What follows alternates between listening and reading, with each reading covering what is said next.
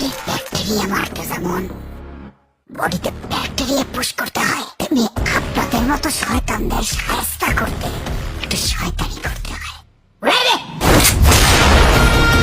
সত্য হলো বট গাছের মতো, যতই মিথ্যের পাথর দিয়ে আপনি চাপা দেন না কেন, একদিন সব ছিঁড়ে করে বের হবে।